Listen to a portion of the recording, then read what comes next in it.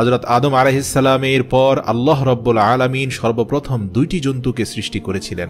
সেই দুইটি জন্তুর মধ্যে একটি হচ্ছে সাপ আর দ্বিতীয়টি হচ্ছে বিড়াল। হযরত মুহাম্মদ সাল্লাল্লাহু আলাইহি সাল্লাম বিড়ালের একটি গোপন বিষয়ে খুব ভালোভাবে জ্ঞাত ছিলেন। আপনি একটি বিষয় জেনে আশ্চর্য হবেন যে বিড়ালের মধ্যে এমন কিছু রোগ সারাবার মতো গুণাবলী থাকে যা আমরা অনেকেই জানি না। এরা কিন্তু প্রচণ্ড বুদ্ধিমান হওয়ার পাশাপাশি এদের মধ্যে একটি রহস্য লুকিয়ে আছে যা জানার পর আপনি আশ্চর্য হয়ে যাবেন। প্রিয় দর্শক, একটি স্টাডি মোতাবেক বিড়ালের মধ্যে এমন কিছু শক্তি আছে যেটি অন্য কোনো জন্তুর মধ্যে নেই। বিড়ালের ব্যাপারে রাসূল সাল্লাল্লাহু আলাইহি সাল্লাম আরও 1400 বছর আগে যা বলে গিয়েছিলেন, আজ বিজ্ঞান তা বিভিন্ন যুক্তির মাধ্যমে সত্যতা প্রমাণ করতে পেরেছে। আর এই বিড়ালের মধ্যে আল্লাহ রাব্বুল আলামিন বিশেষ কিছু গুণাগুণ রেখে দিয়েছেন, যে সকল গুণাগুণের ফলে মানুষ অনেক লাভবান হয়।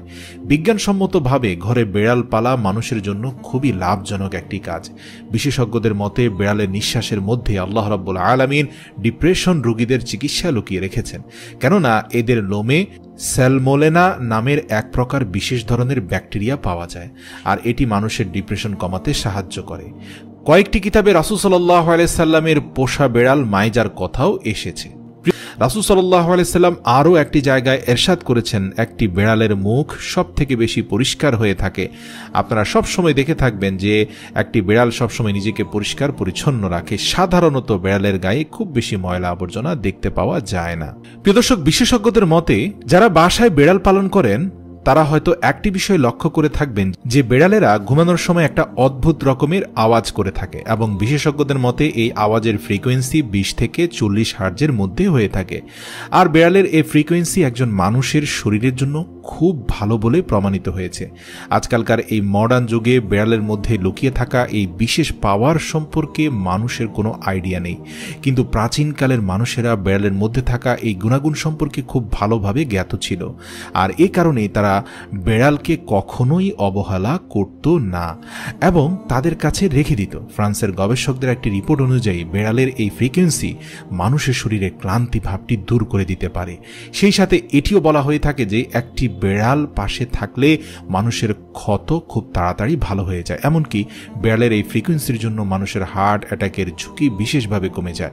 রাসূল সাল্লাল্লাহু আলাইহি সাল্লাম বিড়ালের দুষ্টু মিষ্টি আচরণের পরেও তাদের সঙ্গে খুব ভালো আচরণ করতে নির্দেশ দিয়েছেন। যদি কোনো বিড়াল কোনো প্রকার খারাপ আচরণ করে থাকে তাহলে তাকে না মেরে দূরবর্তী কোনো স্থানে রেখে দেওয়াই বুদ্ধিমানের কাজ। কোনোভাবে কোনো বিড়ালকে মেরে ফেলা বা কষ্ট দেওয়া ঠিক নয়। প্রিয় দর্শক, যেমনটা বলেছিলাম, অন্য যে কোনো প্রাণীর তুলনায় বিড়ালের মুখ সবসময় বেশি পরিচ্ছন্ন থাকে, আর এজন্য সবসময় সে পরিষ্কার পানি দিয়ে নিজেকে ভিজিয়ে রাখে। আর এ কারণে এদের মধ্যে খুব কম পরিমাণে রোগ ব্যাধি দেখা যায়। ইসলামে বিড়ালকে খুবই মূল্য দেওয়া হয়েছে। শুধুমাত্র ইসলামই নয়, বরং প্রাচীন মিশরেও বিড়ালকে খুবই মূল্য দেওয়া হয়েছিল, এতদূর পর্যন্ত যে সে সময় কোনো বিড়ালকে হত্যা করা বা কষ্ট দেওয়াতে একটি মানুষকে হত্যা করার চেয়ে বেশি শাস্তি দেওয়া হতো, কেননা প্রাচীন মিশরীরা মনে করত বিড়াল মানুষের চেয়েও উচ্চ স্ট্যাটাসের একটি প্রাণী। যদিও ইসলাম এই ধরনের বিধানকে 100% প্রত্যাখ্যান করে। তবে যাই হোক, এই কারণে প্রাচীনকালে মিশরে যদি কোনো বিড়াল মারা যেত তখন তাদেরকে মানুষের মতো মমি করে বানিয়ে রাখা হতো। ইসলামের মধ্যে সবসময় সকল প্রাণীর সঙ্গে বেশ ভালো ব্যবহার করার জোর নির্দেশ দেওয়া হয়েছে। আর বিড়ালের তাৎপর্য এজন্যই বেশি কেননা আল্লাহ রাব্বুল আলামিন বিড়ালের ভেতরে একটি বিশেষ শক্তিকে গোপন করে রেখে দিয়েছেন।